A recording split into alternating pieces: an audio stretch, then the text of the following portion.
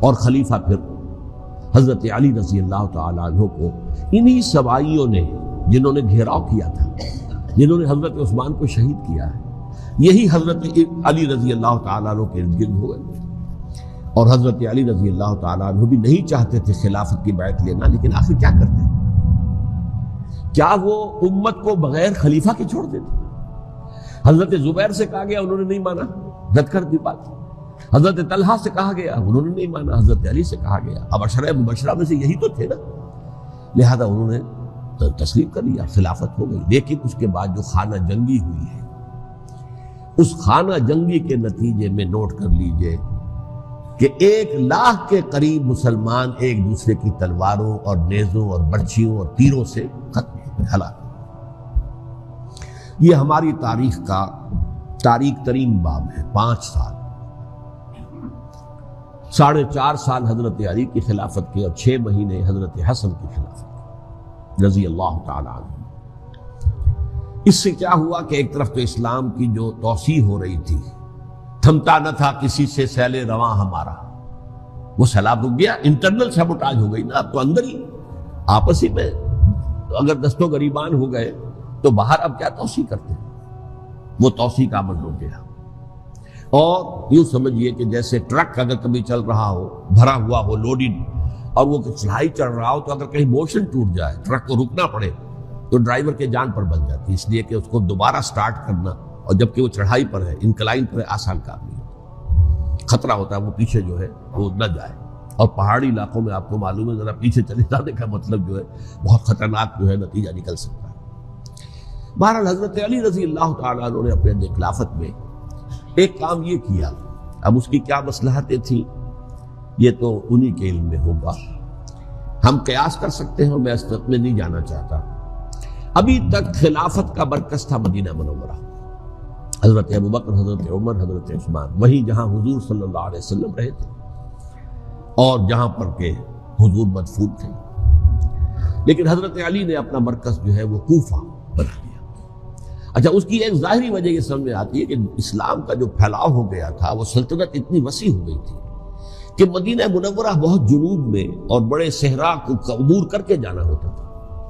کوفہ جبکہ ایسی مقام پر تھا کہ جہاں سے مشرقی راستہ جا رہا ہے ایران کو، عراق کے اندر تو ہے وہ شہر کوفہ، اور پھر ایران اور خراسان اور ہندوستان کو راستہ جا رہا ہے.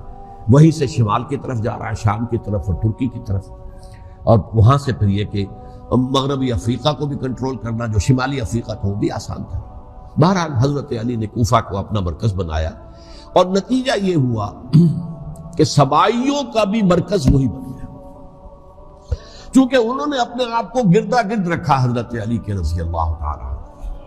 اب ظاہر بات ہے کسی پرٹیکولر پرسن کے خلاف تو کوئی مقدمہ موجود تھا نہیں، بلکہ جب جنگ جمل ہو رہی تھی، ابھی جنگ نہیں ہوئی تھی، حضرت عائشہ، حضرت طلحہ، حضرت زبیر وہ لے کر آئے تھے لشکر اس مطالبے کے لیے کہ حضرت عثمان کے قاتلوں کو سزا دی جائے، قصاص لیا جائے. حضرت علی رضی اللہ تعالیٰ عنہ سے گفت و شنید ہو رہی تھی. حضرت علی جو ہے اس پر آمادہ ہو گئے کہ ٹھیک ہے، میں جو بھی قاتلین عثمان ہیں ان کو گرفتار کر کے سزا دوں گا. عین اسی وقت کوفے کی مسجد کے اندر جو ہے 10,000 کا مجمع کھڑا ہو گیا، ہم سب قاتل عثمان ہیں، لو ہم سے بدلہ کہاں سے لوگے. اور انہوں نے کیا کیا، جاتے ہی جنگ چھیڑ دی. اور جب چھڑ جائے تو یا مرو یا مارو، اس کے علاوہ تو کوئی چارہ کار ہوتا ہی نہیں. ایک رات میں 10,000 مسلمان شہید ہوئے، جن میں 2 عشرہ مبشرہ میں سے حضرت زبیر اور حضرت طلحہ رضی اللہ تعالیٰ. تو یہ صورت تھی، سبائیوں نے گھیراؤ کیا حضرت علی کا رضی اللہ تعالیٰ.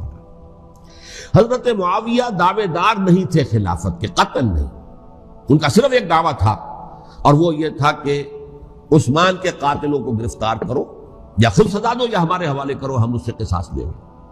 اس لیے کہ قبیلہ بنو امیہ کا تھا، اور حضرت ابی معاویہ بنو امیہ میں سے، تو ایک خاندانی طور پر جو ہے ہم قصاص لیں گے ان سے جنہوں نے قتل کیا ہے حضرت عثمان. لیکن یہاں ظاہر بات ہے کہ حضرت علی رضی اللہ تعالیٰ عنہ کی طرف سے مطالبہ یہ ہوتا تھا، تم پہلے میری بیعت کرو، میرے ہاتھ مضبوط کرو تاکہ میں ان کے خلاف کوئی اقدام کر سکوں. لیکن انہیں یہ اندازہ تھا کہ اگر میں نے بیعت کی تو ظاہر بات ہے کہ حضرت علی تک پہنچنے سے پہلے مجھے گردن اڑا دیں گے، اس لیے کہ سبائی جو ہے وہ آپ کو گھیرے ہوئے. بہرحال ایک عجیب الجھاؤ، ایک ڈائلیما تھا جس کی وجہ سے یہ جنگ چلتی رہی، اور حضرت علی رضی اللہ تعالیٰ عنہ کو انہی کے شیعان علی ہی کے اندر سے وہ جماعت علیحدہ ہوئی تھی جس کو ہم خوارج کے نام سے جانتے ہیں، اور ایک خارجی ملجم ابن ملجم ہی نے حضرت علی کو شہید کیا رضی اللہ تعالیٰ عنہ۔ پھر حضرت حسن رضی اللہ تعالیٰ عنہ، اب دیکھیے کس قدر صحیح بات تھی جو حضرت علی رضی اللہ تعالیٰ عنہ نے فرمائی جب ان سے کہا گیا کہ کیا ہم آپ کے بیٹے حسن کے ہاتھ پر بیعت کر لیں رضی اللہ تعالیٰ عنہ۔ فرمایا نہ میں تمہیں اس کا حکم دیتا ہوں نہ میں اس سے روکتا ہوں، یہ تمہارا معاملہ ہے، امرہم شورا بینہم، تم اپنے باہمی مشورے سے جو فیصلہ کرو گے ٹھیک ہے، میں نہ حکم دیتا ہوں نہ روکتا ہوں۔ اس کا کیا مطلب ہے؟ باپ کے بعد بیٹے کی خلافت ہرگز حرام نہیں ہے، ورنہ کہتے کیسے ہو سکتا میرا بیٹا؟ نہیں، یہ نہیں کہا۔ حضرت عمر سے بھی کہا گیا تھا کہ اپنے بیٹے کو نامزد کر دیں، عبداللہ ابن عمر کو، تو انہوں نے جواب میں کیا کہا؟ اسے تو طلاق دینی بھی نہیں آتی۔ انہوں نے اپنی کسی زوجہ کو طلاق دی تھی اور اس میں جو صحیح ترین طریقہ ہے وہ اختیار نہیں کیا تھا، انہیں طلاق دینے تک نہیں آتی تو میں اسے خلیفہ بنا لوں۔ یہ نہیں کہا تھا کہ باپ کے بعد بیٹا خلیفہ نہیں ہو سکتا، یہ تو نہیں تھا، کہیں حرام نہیں ہے، نہ کتاب و سنت میں، نہ کوئی حدیث ہے، نہ کہیں قرآن مجید میں۔ تو حضرت علی نے بھی فرمایا رضی اللہ تعالی، نہ میں روکتا ہوں نہ حکم دیتا ہوں، یہ تمہارا اپنا معاملہ ہے۔ بہرحال حضرت حسن رضی اللہ تعالی عنہ نے حضرت امیر معاویہ سے صلح کر لی، خلافت ان کے سپرد کر دی۔ دیکھیے میں حضرت ابوبکر، حضرت عمر، حضرت عثمان، حضرت علی کے ساتھ حضرت حسن کے دور خلافت کو بھی خلافت راشدہ میں سے سمجھتا ہوں، اور تبھی 30 سال پورے ہوتے ہیں اس حدیث کے مطابق کہ حضور نے فرمایا خلافت 30 برس رہے گی پھر ملوکیت آ جائے گی۔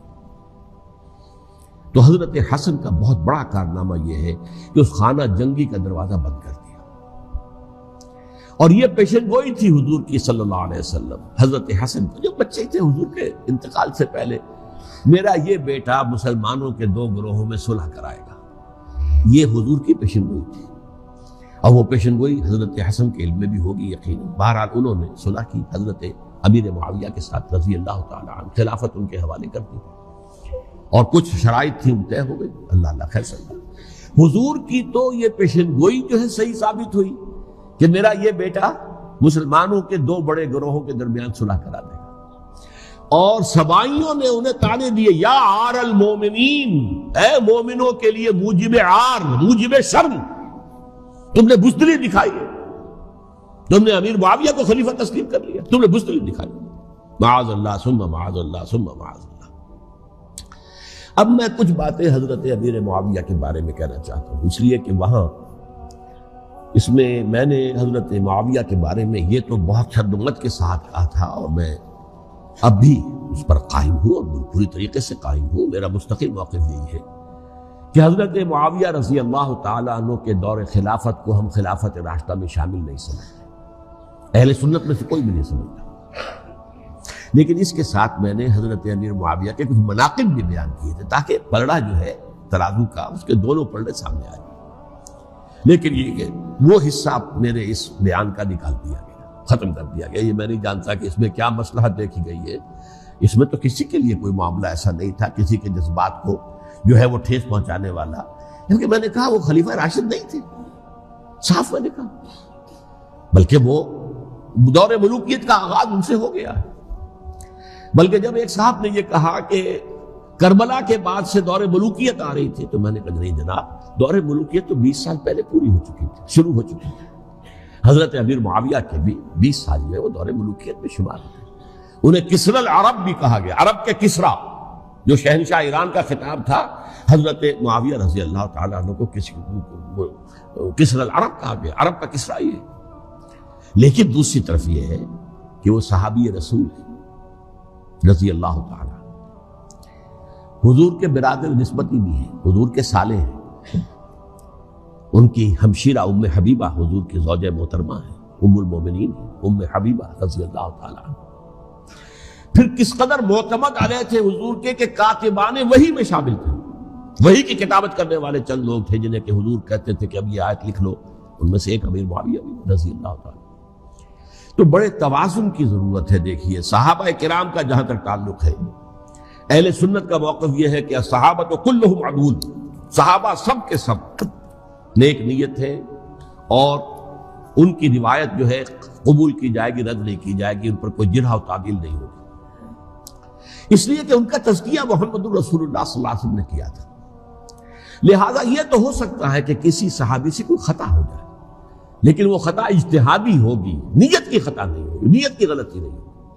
اگر کسی صحابی کی نیت پر حملہ کیا جائے تو یہ اصل میں طعن ہے، حملہ ہے حضور پر کہ وہ تربیت دے نہیں سکے اپنے ساتھیوں کو، معاذ اللہ ثم معاذ اللہ ثم معاذ اللہ، وہ تزکیہ کر ہی نہیں سکے۔ 3 جگہ جو قرآن میں آیا ہے یتلو علیہم آیاتہ ویزکیہم، تو کیا تزکیہ کیا؟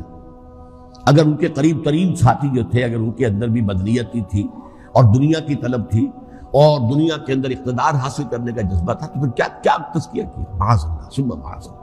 لہذا صحابہ سب کے سب عدول ہیں اور ان سے اختلاف ممکن ہے، لیکن ان کی نیت پر حملہ نہیں ہو سکتا۔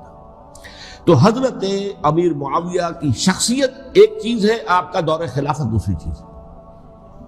شخصیت کے اعتبار سے صحابی رسول ہیں، برادر نسبتی ہیں حضور کے صلی اللہ علیہ وسلم، اور پھر یہ کہ اس قدر معتمد علیہ ہے صحابہ میں سے کہ وہ کاتبان وحی، یہ عام آدمی کے کرنے کا کام نہیں تھا جو وحی کی کتابت کرے، اللہ کے کلام کی۔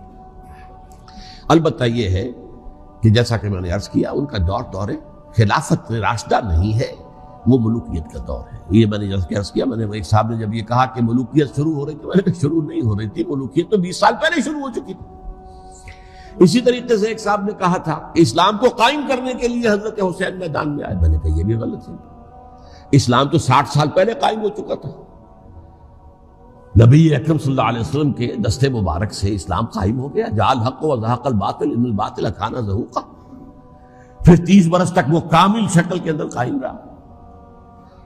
تو اسلام جو ہے وہ جو ہے در حقیقت اب قائم کرنے والی بات نہیں تھی، البتہ اس کے اندر زوال شروع ہو گیا تھا، اس زوال کے عمل کو روکنے کے لیے حضرت حسین میدان میں آئے۔ یہ چیز کو صحیح تاریخی پرسپیکٹو میں رکھنا، تو جس طرح سے دین کو قائم کرنے کے لیے نہیں، قائم تو کیا محمد رسول اللہ صلی اللہ علیہ وسلم والذین معہ رضی اللہ تعالی عنہ، انہوں نے کیا تھا۔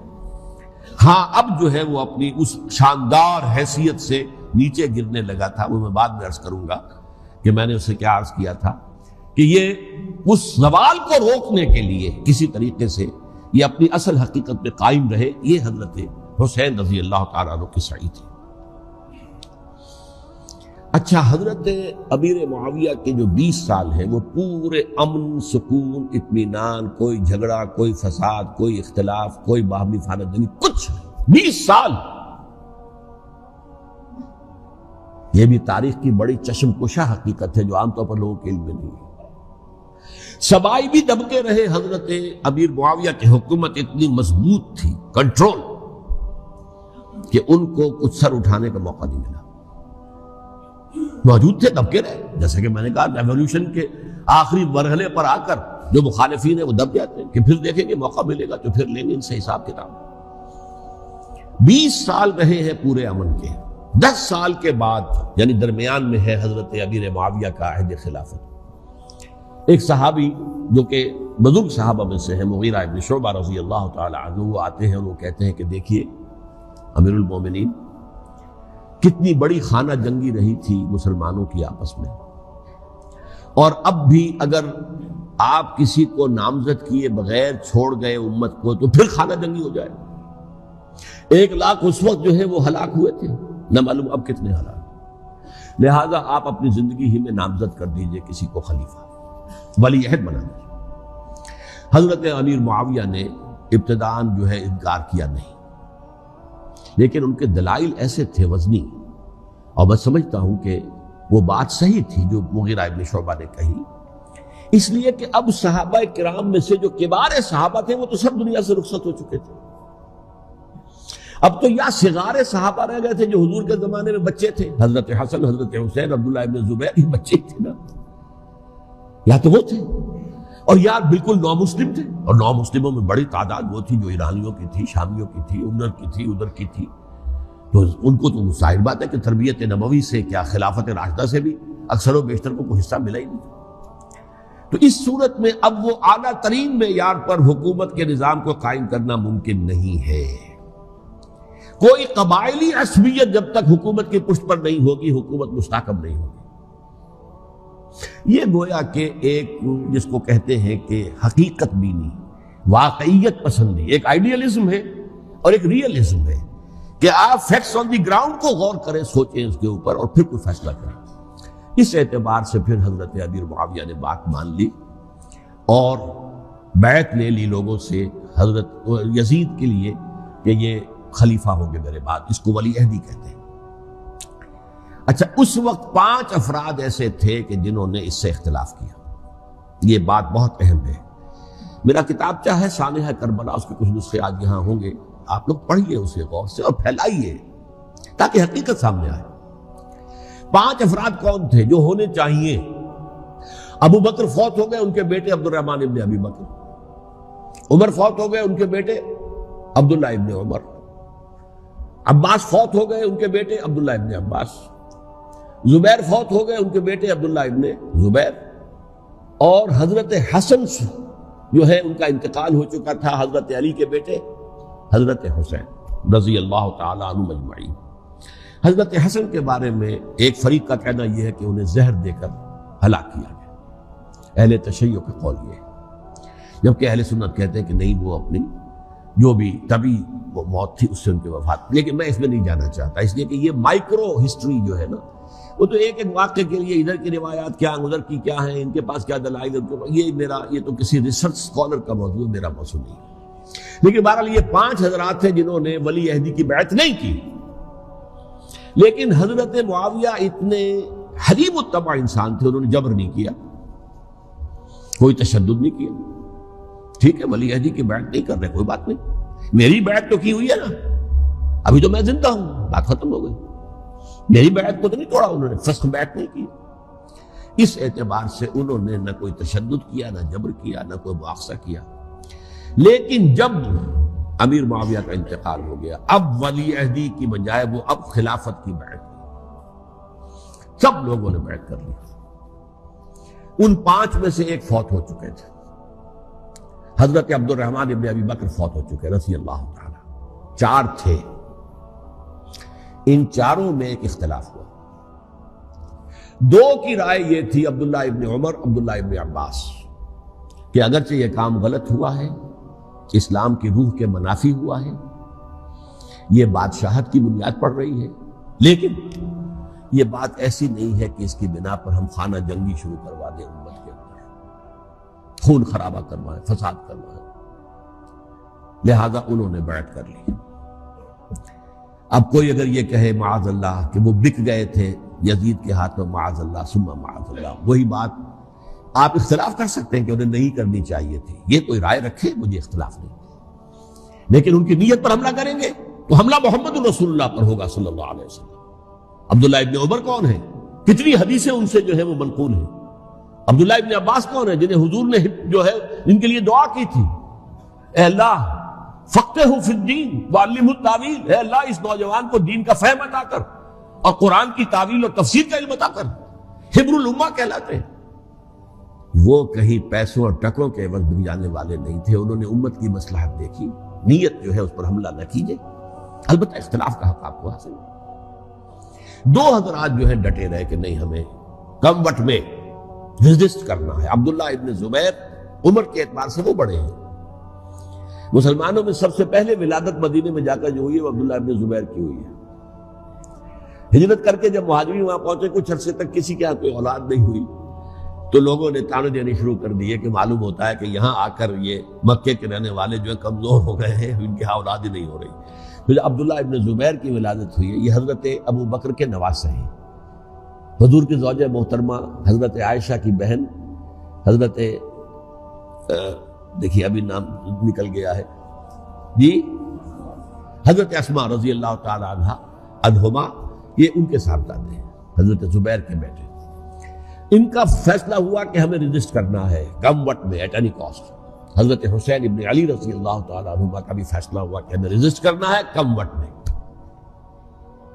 البتہ ان میں بھی ایک اختلاف ہو گیا، یعنی یہ 2 تو جڑے رہے، ان 2 میں اختلاف ہو گیا۔ عبداللہ ابن زبیر کا کہنا یہ تھا کہ ہمیں حجاز میں رہنا چاہیے، یہ سرزمین ہے جس میں نبوت کی برکات سب سے زیادہ ہے، یہاں ہم مضبوط قلعے کے اندر ہیں، ہمیں یہاں سے جو ہے رجسٹ کرنا چاہیے اور ختم کرنا چاہیے اس نظام کے اندر جو خرابی آ گئی ہے. حضرت حسین رضی اللہ تعالیٰ عنہ کے پاس خطوط کا تانتا بنا ہوا تھا. کوفے سے لوگ خط لکھ رہے تھے، آئیے آئیے آئیے، ہم آپ کے ہاتھ پر بیعت کریں گے، ہم آپ کے ہاتھ پر بیعت کریں گے، ہم آپ کے ہاتھ پر بیعت کریں گے. یہی وہ کوفہ جو حضرت علی کا دارالخلافہ رہا تھا اور جو پھر سبائیت کا گڑھ بن گیا تھا. چنانچہ حضرت حسین نے حضرت مسلم بن عقیل کو بھیجا وہاں پر کہ میرے نمائندے کی حیثیت سے جا کر وہاں پر بیعت لو. 10-12 ہزار افراد نے بیعت کر لی. لیکن اس کے بعد یزید کی طرف سے گورنر بنا کے بھیجا گیا ابن زیاد کو. ابن زیاد نے آ کر جو تشدد کیا اور سختی کی تو سب کے سب بیعت توڑ کر اور سب منحرف ہو گئے. مخلصین تو وہ تھے نہیں. الکوفی لایوفی، کوفی جو ہے وہ تو کوئی وعدہ وفا کرنے والا ہوتا ہی نہیں. بیعت توڑ دی. فمن نقص فانما ينقص على نفسه. بیعت کے بعد بیعت توڑ دینا بہت بڑا گناہ ہے. توڑ دی. ادھر اطلاع مل گئی حضرت حسین کو، چل چکے تھے، وہ راستے میں تھے کہ وہاں تو مسلم بن عقیل شہید ہو گئے اور سب لوگوں نے بیعت توڑ دی. اب واپس جانا چاہتے تھے لیکن مسلم بن عقیل کے بیٹے جو ہے اڑ گئے. یہ عرب کی اپنی ایک جو ہے پرانی ان کی حمیت اور ان کا قبائلی نظام کہ اب ہم اپنے والد کے خون کا قصاص لیے بغیر نہیں جائیں گے. حضرت حسین رضی اللہ تعالیٰ عنہ کی مروت اور شرافت، یہ میرا ساتھ دینے کے لیے آئے تھے، اب میں ان کا ساتھ نہ دوں تو یہ تو شرافت اور مروت کے خلاف ہے. کہا اچھا چلو چلتے. وہاں جا کر بھی عین اپنے میدان کے اندر بھی حضرت حسین رضی اللہ تعالیٰ عنہ نے 3 چیزیں پیش کی ان کوفیوں کے لشکر کے خلاف. سب سے بڑا لشکر کے اندر سب سے بڑے تو کوفی تھے جنہوں نے بیعتیں کی ہوئی تھی حضرت حسین کے ساتھ.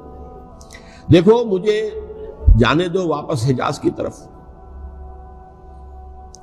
یا مجھے سرحدوں پر بھیج دو تاکہ میں کافروں کے ساتھ جنگ کرتے ہوئے اپنی جان دے دوں، یا مجھے یزید کے پاس جانے دو، میں اپنا معاملہ اس سے طے کر لوں. لیکن کوفیوں کو یہ گوارا نہیں تھا. اگر یہ یزید کے پاس پہنچ گئے تو ہمارا کچا چٹھا بیان کر دیں گے کہ مجھے تو ان لوگوں نے برگلا کر بلایا تھا.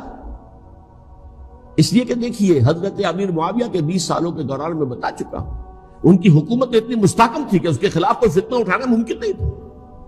اب چونکہ ایک چینج اوور ہوا تھا، اور چینج اوور میں آپ کو معلوم ہوتا ہے کہ ایک جس کو کہتے ہیں every thing is in the melting پاٹ، ابھی تو یہ درمیان کے اندر معاملہ ہے، تو انہیں موقع ملا، سر اٹھایا حضرت حسین رضی اللہ تعالیٰ عنہ کو، جو خطوط لکھے جس کے کہ تھیلے کے تھیلے اور بوریوں کی بوریاں بھری ہوئی حضرت حسین کے ساتھ تھی. وہ کہا کہ آئیے ہم آپ سے بیعت کریں گے. انہوں نے نہیں مانا.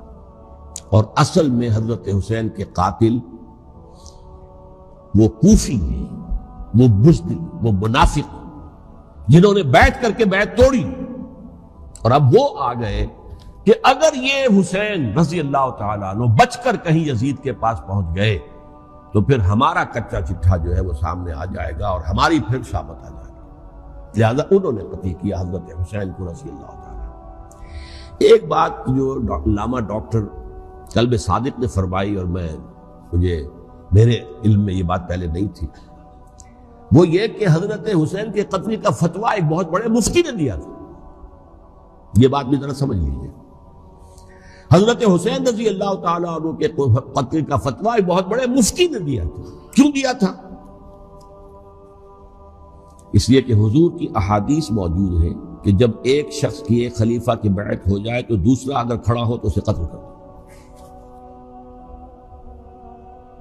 کھلی حدیث. اسی لیے ایک بہت بڑے مفسر بھی ہیں، فقیہ بھی ہیں، قاضی ابن العربی رحمۃ اللہ علیہ. ایک ابن عربی ہیں الف لام کے بغیر، ابن عربی، وہ بہت بڑے صوفی ہیں، فلسفی ہیں، اندلس کے ہیں.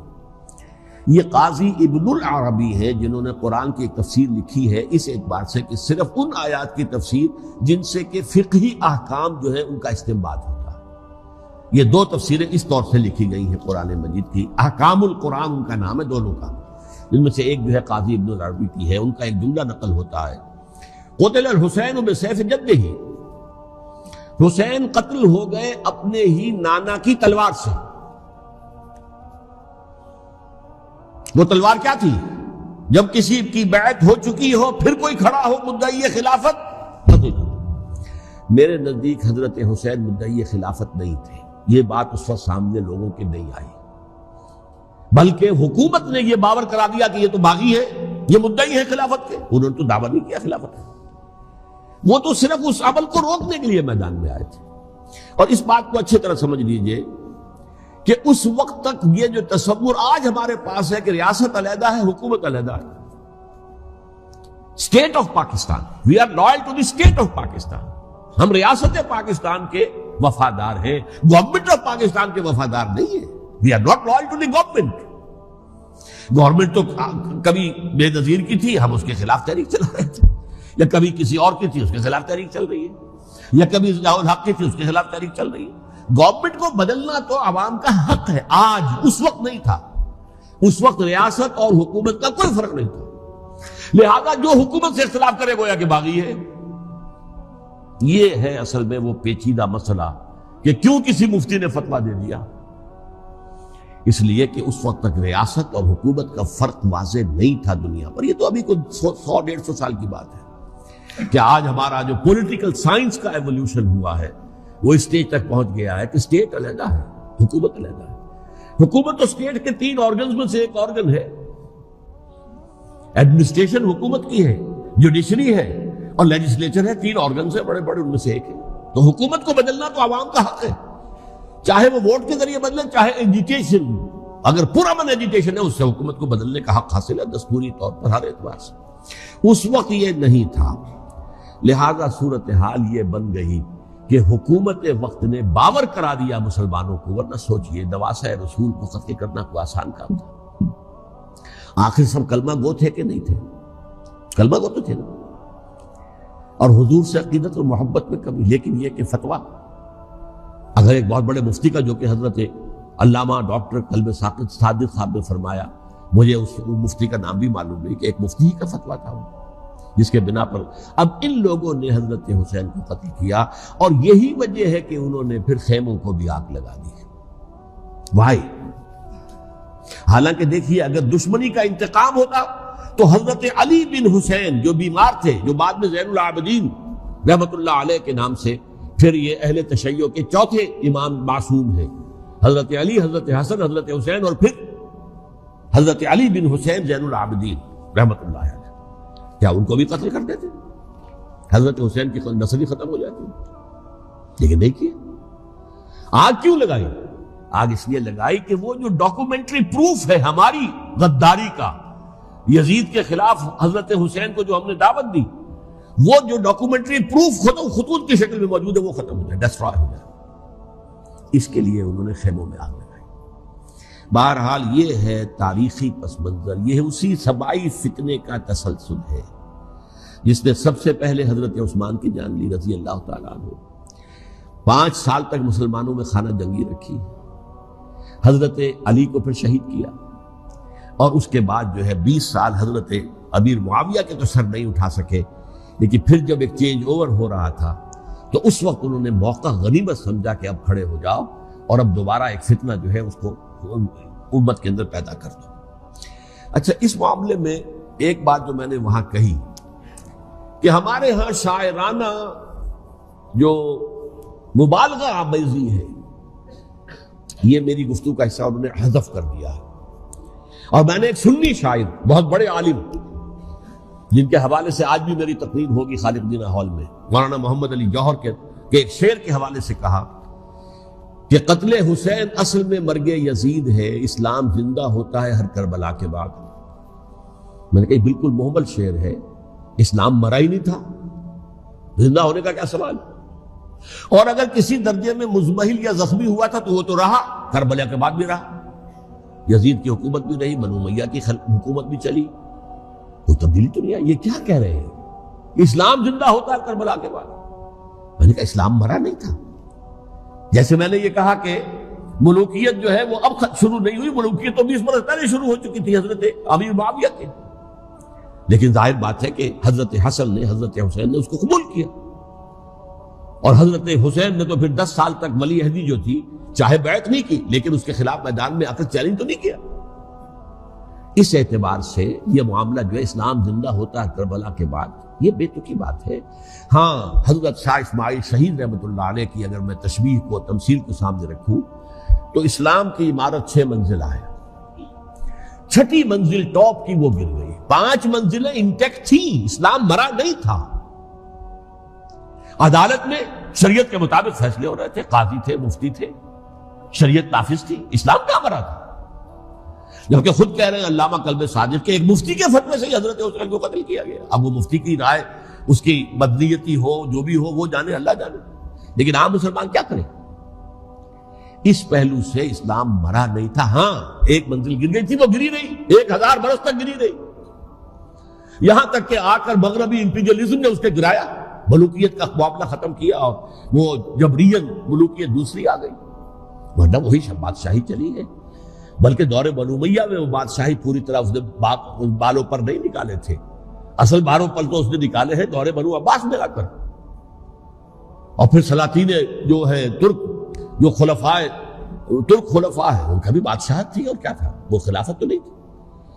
تو یہ تو اسلام میں جو بھی نقص واقع ہو گیا تھا، کبھی واقع ہو گئی تھی، وہ جو کی تو برقرار رہی، اس کو بھی تسلیم کیا۔ میں اللہ کا شکر ادا کر کے کہتا ہوں کہ دونوں حضرات، دونوں شیعہ دانشور اور بڑی اعلیٰ سطح کے جو شیعہ عالم تھے، انہوں نے اس بات کو تسلیم کیا اور میری اس بات کو چیلنج نہیں کیا۔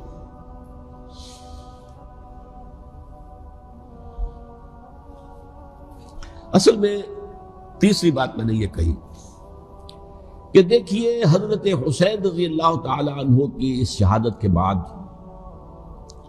اس کے بعد واقعہ حرہ بھی ہوا، جو واقعہ کربلا سے بھی بعض اعتبارات سے زیادہ بھیانک اور زیادہ گھناؤنا واقعہ بنو امیہ کی تاریخ ہے، جس کو لوگ جانتے ہی نہیں۔ مدینہ کے کچھ لوگوں نے بغاوت کی اور انہوں نے اس کے خلاف فوج بھیجی، اور فوج کو جب مدینہ فتح کر لیا، 3 دن کے لیے حلال کر دیا، جو چاہو کرو، یہاں جسے چاہو مارو، جسے چاہو لوٹو، جس کا گھر چاہو برباد کرو، جس عورت کو چاہو ریپ کرو، اور یہ مدینہ النبی کے اندر ہوا۔ تو کاٹ کھانے والی ملوکیت کے اندر بہت سے واقعات ہوئے۔ عبداللہ ابن زبیر کھڑے ہوئے، انہوں نے حکومت قائم کی تھی، لیکن یہ کہ وہ تو 6 سال کے لیے کامیاب بھی رہے، ایک حکومت قائم کی، بنو امیہ کے ہاتھ پر بیٹھ نہیں کی، بالآخر ان کی حکومت بھی ختم ہو گئی۔ پھر حضرت زید کھڑے ہوئے، انہوں نے بغاوت کی، وہ بھی ناکام رہ گئے۔ پھر بنو عباس میں کھڑے ہوئے حضرت نفس زکیہ، حضرت حسن رضی اللہ تعالیٰ عنہ کے اولاد میں سے، وہ بھی ناکام ہو گئے، شہید ہو گئے۔ پھر یہ سمجھ لیا گیا کہ اب یہ جہاں تک 6ٹی منزل ہے وہ تو دوبارہ تعمیر نہیں ہو سکتی، یہ تو جس کی لاٹھی اس کی بھینس، جس کے پاس طاقت ہوگی اس کی حکومت ہوگی، جس کا قبیلہ زیادہ قوی ہوگا، جس قبیلے میں زیادہ عصبیت ہوگی، مضبوط ہوگا، متحد ہوگا، طاقتور ہوگا، اسی کی حکومت ہوگی۔ البتہ اس کے نیچے لوگوں کے اخلاق کی اصلاح کرو۔ صوفیاء کرام نے وہ کام اپنے ذمے لیا، اور بالکل وہی کام ہے کہ جو ائمہ اہل بیت کرتے رہے۔ حضرت حسن کی اولاد میں پھر حضرت علی بن حسین رضی اللہ تعالی، حضرت حسین کی اولاد میں پھر امام محمد باقر، امام محمد جعفر صادق، اور اس کے بعد بھی 5 اور، کسی نے بغاوت نہیں کی۔ جیسے علماء کرام کام کر رہے تھے اور جیسے صوفیاء کرام کام کر رہے تھے، ایسے ہی وہ مسلمانوں کی علمی تربیت، روحانی تربیت و تزکیہ کر رہے تھے، کسی نے حکومت کو چیلنج نہیں کی۔ نوٹ کر لیجیے اس بات۔ حضرت علی نے بھی چیلنج نہیں کیا تھا، حضرت حسن نے چیلنج نہیں کیا، خود صلح کر لی۔ تو ائمہ اہل بیت جو 12 یہ گنتے ہیں، جن میں سے آخری جو ہے حضرت مہدی کو تو ابھی ظاہر ہونا ہے، ان کے عقیدے کے مطابق وہ روح پوش ہیں، وہ ظاہر ہوں گے، لیکن 11 حضرات کے بارے میں یہ کہ حضرت حسین کے سوا کسی نے بھی چیلنج نہیں کیا وقت کے نظام میں، اور حضرت حسین نے بھی اس مغالطے پر کیا کہ کوفی ساتھ دیں گے، اور یہ موقع ہے کہ یہ جو 6ٹی منزل اسلام کی گر گئی ہے، اسے دوبارہ تعمیر کر دیا جائے۔ انہوں نے خلافت کا دعویٰ نہیں کیا تھا، یہ انہیں عوام کو مغالطے میں مبتلا کیا گیا کہ یہ خلافت کا مدعی ہو کر سامنے آیا۔ جیسا کہ میں نے آپ سے کہا تھا، امیر معاویہ نے حضرت علی کے عہد خلافت میں کبھی خلافت کا دعویٰ نہیں کیا، مدعی خلافت نہیں تھے وہ تو یہ کہتے تھے کہ قاتلان حسین جو ہے، قاتلان عثمان کو سزا دو، قصاص دو، بس۔ اسی طرح حضرت حسین نے بھی، اب دیکھیے اس ضمن میں اس میں کوئی شک نہیں ہے حضرت حسین رضی اللہ تعالی عنہ کی جو شہادت ہوئی ہے، ان کے ساتھیوں کی، اعزاء و اقارب کی،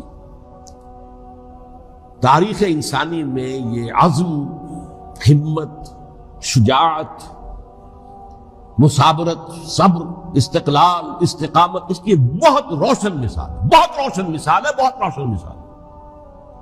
لیکن اس سے تاریخ کی رفتار پر کوئی اثر نہیں پڑا۔ وہ جو ملوکیت آ گئی تھی وہ اور گہری سے گہری ہوتی چلی گئی۔ واقعہ کربلا کے بعد تو واقعہ ہررا ہوا میں نے گنوا دیا، اس سے زیادہ تو میرے خیال میں کہ اور ہمارے لیے لائق شرم جو ہے وہ واقعہ ہے ہی نہیں اس پہلو سے۔ لیکن حضرت حسین کا ایک، اب ان کو یہ کہ میں مطلب یہ کہ اگر میں ان کے ہاتھ پر بیعت کر لیتا ہوں جو کہ اس وقت سامنے موجود تھے کہ یزید کی بیعت تمہارے ہاتھ پر کرتا ہوں، تو گویا کہ اپنے آپ کو سرنڈر کر دیتے۔ وہی خطرہ جو امیر معاویہ کو تھا کہ مجھے وہ تو پہنچنے بھی نہیں دیں گے علی تک رضی اللہ تعالیٰ عنہ، اور مجھے پہلے ہی شہید کر دیں گے۔ یہی خطرہ حسین کو تھا رضی اللہ تعالیٰ عنہ کہ مجھے یزید تک پہنچنے نہیں دیں گے، پہلے قتل کر دیں گے۔ اور ویسے بھی یہ ایک شرافت، مروت اور حمیت اور غیرت اور عزت نفس کا تقاضا بھی تھا کہ بھائی معاملہ ہے یزید کا، میرا مجھے وہاں جانے دو، اللہ اللہ خیر سے، یو کین اسکورٹ می، میرے دائیں بائیں چلو تاکہ میں کہیں اور بھاگ نہ جاؤں تمہارے خیال میں، مجھے وہاں پہنچا دو، میں وہاں پہ جا کے اسے معاملہ کر لوں گا۔ لیکن انہوں نے قتل کیا، اصل قاتلان کوفی، وہی سبائی۔ البتہ یہ ہے کہ اس واقعے کی جو یادگار ہے اس میں کوئی شک نہیں ہے کہ اس نے مسلمانوں میں سے ایک گروہ کے دل میں قربانی اور شہادت کا جذبہ بہت پیدا کیا، اس میں کوئی شک نہیں۔ اور جس طریقے سے کہ عاشورہ محرم میں یاد منائی جاتی ہے، جس طریقے سے اس نے اہل تشیع کے اندر قربانی کا جذبہ بے انتہا پیدا کر دیا، اگرچہ وہ جذبہ بروئے کار نہیں آتا، اس لیے کہ ان کے ہاں یہ عقیدہ ہے، یہ طے ہے کہ جب تک حضرت مہدی ظاہر نہیں ہوں گے ہم کسی کے خلاف بغاوت نہیں کریں گے۔ یہ پوری تاریخ میں ان کا معاملہ رہا، تمام جو ہے ائمہ اہل بیت کا معاملہ رہا، جب تک مہدی نہیں آتے keep sitting and keep waiting, wait and see, that's all. یہ تو خمینی صاحب نے کیا ہے، آیت اللہ خمینی صاحب نے، کہ انہوں نے یہ ایران کے شیعوں کو باور کرایا کہ بھائی جب آئیں گے حضرت مہدی آ جائیں گے، لیکن ہم اب ہاتھ پر ہاتھ رکھ کر بیٹھے رہیں، باطل کو چیلنج بھی نہ کریں، ہمیں کچھ تو کرنا چاہیے، وہ ہاتھ پاؤں ہلانے چاہیے، اور کچھ نہیں تو مہدی کا راستہ جو ہے صاف کرنا چاہیے، تمہید کرنی چاہیے، ان کے راستہ ہموار کیا جائے۔ تو یہ ان کی بڑی عظمت ہے آیت اللہ خمینی صاحب کی کہ اہل تشیع ایران کے جو ہے ان سے انہوں نے یہ بات منوا لی کہ ہم بالکل انرٹ نہیں بیٹھے رہیں گے، بلکہ اب انہیں نائب امام قرار دے کر اور ولایت فقیہ کے فلسفے کے حوالے سے، یہ دو چیزیں ان کی جو ہے بنیادی فلسفے کی ہیں، وہ اس وقت میرا موضوع نہیں ہے، انہوں نے عوام کو ایسا کھڑا کیا ہے کہ 20,000 سے لے کر 30,000 کے درمیان انسانوں نے جانے دی، عورتوں کے جلوس نکلے، شیرخوار بچہ گود میں ہے عورت کے، اور گولی کھا رہی ہے اور مر رہی ہے، گر رہی ہے۔ آپ سوچئے زندگی کتنی عزیز ہوتی ہے، اور شیرخوار بچے کے لیے ماں کی جو زندگی ہے، اس ماں کو اپنی زندگی کتنی عزیز تر ہوگی کہ اپنے لیے نہیں تو اس بچے کے لیے مجھے جینا ہے، لیکن نہیں، گولیاں کھائیں اور گری۔ یہ جذبہ انہی میں ہے۔ واقعہ یہ ہے کہ اہل سنت کے اندر یہ جذبہ نہ ہونے کے برابر ہے۔ یہ میں واشگاف الفاظ میں کہہ رہا ہوں، پورے عالم اسلام میں صرف شیعہ ایران ایسا نکلا ہے کہ جس نے بادشاہت کا خاتمہ کیا، باقی سعودی عرب میں بادشاہت بیٹھی ہوئی ہے، ڈٹ کر بیٹھی ہوئی، اربوں ڈالر کا ایک ایک محل بنتا ہے ان بادشاہوں کا، اور سنی سن ہے، سن، کوئی حرکت نہیں۔ وہ تو اب جو حرکت ہو رہی ہے وہ اینٹی امریکن حرکت ہے جو ہو رہی ہے، در حقیقت وہ مسئلہ بالکل دوسرا ہے جو اس وقت ہو رہا ہے، لیکن یہ کہ عالم اسلام میں کوئی تحریک ایسے نہیں اٹھی۔ یہ اہل تشیع میں ہے جو بالکل استثنائی بات ہے کہ انہوں نے جو ہے ایک ایسا بادشاہ جس کو کہا جاتا تھا کہ اس کا جو اسلحہ خانہ ہے وہ ایشیا میں سب سے بڑا اسلحہ خانہ ہے، جو 2500 سالہ پرانی جو ایک عظمت تھی ایران کی، اس کو دوبارہ تازہ اور زندہ کرنا چاہتا تھا۔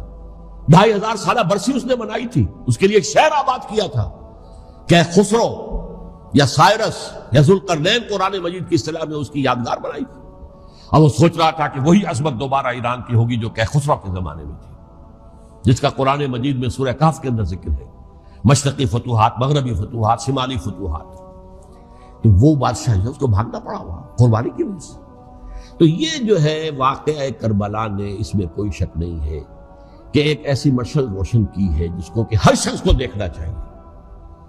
یہ بھی انسان، جیسے کہ اقبال نے ایک شعر کہا تھا غالب کے لیے، فکر انسان پر تیری ہستی سے یہ روشن ہوا ہے، پرے مرغ تخیل کی رسائی تاک ہو جا۔ تو فکر انسان پر حضرت حسین کی قربانی سے یہ واضح ہوا ہے کہ انسان کس حد تک جا سکتا ہے قربانی دینے کے لیے اپنے کسی مقصد کے لیے۔ مقصد ان کا جو تھا، میں نے اسی لیے آج پڑھی تھی، معاذ اللہ ثم معاذ اللہ۔ میں ایک آخری بات جو کہہ رہا ہوں وہ نوٹ کر لیجئے، ایک خاص انتہائی نقطۂ نظر کے عام کیے جانے کی وجہ سے سنیوں میں بھی ایک انتہائی رد عمل پیدا ہوا ہے۔ ایکسٹریم رائٹسٹ سنیز، اگر ایک طرف سے حملہ کیا گیا ہے حضرت عثمان کی نیت پر، ان کو خیانت کا الزام لگایا گیا، ان پر اقربا پروری کا الزام لگایا گیا، حضرت ابو موسیٰ شریف پر خیانت اور غداری کا الزام لگایا گیا، یہ ساری چیزیں اگر صحابہ کرام کے اوپر ہوئی ہیں، امیر معاویہ پر، امیر اور عمرو بن العاص پر، تو جواب میں کچھ لوگ کھڑے ہو گئے، حضرت علی وہ اقتدار کے طالب تھے، معاذ اللہ ثم معاذ اللہ ثم معاذ اللہ۔ یہ اہل سنت کا موقف نہیں ہے۔ حضرت حسین اقتدار کے طالب تھے، ہرگز نہیں، ہرگز نہیں، ہرگز نہیں۔ وہی اصول جو میں نے بتایا تھا سب کے لیے لاگو رہے گا، وہ امیر معاویہ کے لیے ہے تو حضرت علی کے لیے بھی، حضرت حسین کے لیے بھی ہے۔ یہ نیک نیت ہے، آپ ان کی کسی رائے سے اختلاف کر سکتے ہیں لیکن ان کی نیت پر حملہ نہیں کریں گے۔ نیت پر حملہ کریں گے آپ کا ایمان بالرسالت جو ہے وہ مجروح ہو جاتا ہے۔ یہ رسول کے ساتھ بھی، رسول نے ان کا تزکیہ کیا، یتلو علیہم آیاتہ ویزکیہم، اس کا سارا عمل محمد کا کیا ہوا صلی اللہ علیہ وسلم۔ تو صحابی کے معاملے میں یہ ہمارے ہاں ان کو اہل سنت جو ہے، جو معتدل مزاج کے، اکثریت ان کی، تو چند لوگ ہیں ذرا قلم چلا لیتے ہیں تو ان کی بہت سی کچھ چھوٹی چھوٹی کتابیں بھی شائع ہو گئی ہیں بہت، لیکن انہیں اہل سنت نے قرار دیا ناسبی یا خارجی۔ جیسے خوارج نے کہا تھا حضرت علی بھی کافر ہے اور حضرت امیر معاویہ بھی کافر ہے، حضرت عمرو بن العاص بھی کافر ہے، معاذ اللہ ثم معاذ اللہ۔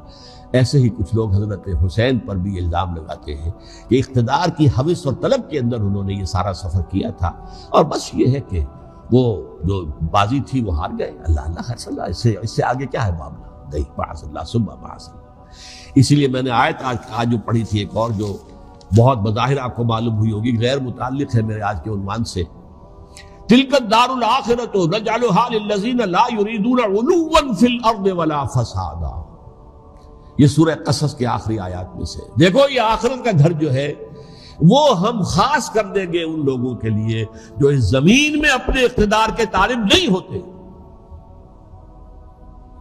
زمین میں اقتدار کے طالب ہوگے فساد ہو جائے گا، تم بھی طالب میں بھی طالب، جھگڑا ہوگا، لڑائی ہوگی، دنگا ہوگا، فساد ہوگا۔ تلک الدار الآخرۃ نجعلھا للذین لا یریدون علوا فی الارض ولا فسادا۔ جو لوگ زمین میں اپنے اقتدار کے طالب اور اس کے نتیجے میں فساد پیدا کرنے والے نہیں ہیں، ان کے لیے ہم نے آخرت کا گھر خاص کیا ہے۔ والعاقبۃ للمتقین، اور عاقبت جو ہے، انجام کار، آخرت جو ہے وہ تو متقیوں کے لیے ہے۔ اسی میں آئیں گے سب صحابہ کرام، خواہ وہ حضرت علی ہے رضی اللہ تعالیٰ عنہ، اور خواہ وہ حضرت امیر معاویہ ہیں، حضرت عثمان ہیں رضی اللہ تعالیٰ عنہما، خواہ حضرت حسن ہے، حضرت حسین ہے رضی اللہ تعالیٰ عنہما، خواہ عبداللہ ابن زبیر ہے، خواہ عبداللہ ابن عباس ہے، خواہ عبداللہ ابن عمر رضی اللہ تعالیٰ عنہم اجمعین۔ اس اصول کو سامنے رکھ کر اختلاف آپ کر سکتے ہیں کسی سے بھی، لیکن کسی کی نیت پر حملہ کریں گے تو اصل میں آپ کا ایمان بالرسالت مجروح ہو جائے گا۔ علی کو نبی اکرم صلی اللہ علیہ وسلم نے اپنا نائب بنا کر چھوڑا تھا جب غزوہ تبوک میں جا رہے تھے مدینے میں۔ حضرت علی نے کہا بھی کہ مجھے آپ عورتوں کے ساتھ بٹھا کے جا رہے ہیں، فرمایا تمہارا مقام میرے ساتھ وہی ہے جو موسیٰ کے ساتھ ہارون کا تھا۔ ہارون کو چھوڑ کر گئے تھے نا یہودیوں کے پاس جب گئے تھے تورات لینے کے لیے، تو تمہارا وہی مقام ہے میرے ساتھ۔ تو یہ حضرت علی ہے رضی اللہ، ان کے بارے میں میرا، ان کی کیا عظمت میری نگاہ میں۔ تو یہ 3 کتابچے ہیں، مجھے نہیں معلوم تیسرا یہاں ہے یا نہیں ہے، بہرحال آپ لوگوں کو ریکمینڈ کر رہا ہوں کہ ان کا مطالعہ کریں۔ اب یہ کہ آخری بات یہ کہ اصل ہمارے کرنے کا کام کیا ہے۔ دیکھیے کیوں نہیں کیا کسی نے بھی خروج کا معاملہ وہ میں واضح کر چکا ہوں، بغاوت نہیں کی. کیوں؟ ایک تو ریاست اور حکومت میں فرق نہیں تھا. ذرا کھڑا ہو اور وہ باغی قرار پائیں گے، واجب القتل ہو جائیں گے، فتوے کی زد میں آ جائے. یہ معاملہ تھا. اور دوسرے یہ کہ عمارت پوری گری نہیں تھی، ایک منزل گری تھی. آج ہم کہاں کھڑے ہیں؟ پوری عمارت گری ہوئی ہے. نہ شرعی عدالتیں ہیں، نہ شرعی فیصلے ہیں، نہ احکام الہی نافذ ہیں، نہ حدود اور قصاص کے معاملات، کچھ بھی نہیں.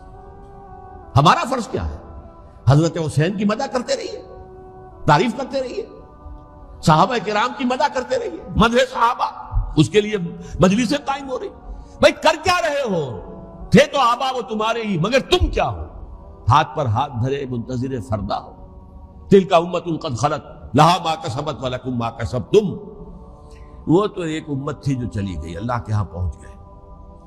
جو کچھ انہوں نے کمایا وہ ان کے لیے، تمہارے لیے نہیں ہے. تمہارے لیے وہ ہوگا جو تم کماؤ گے. ہمارے لیے راستہ اب یہی ہے کہ خلافت راشدہ کے مکمل نظام کو اثر نو قائم کرنے کے لیے منہج انقلاب نبوی کو اختیار کریں.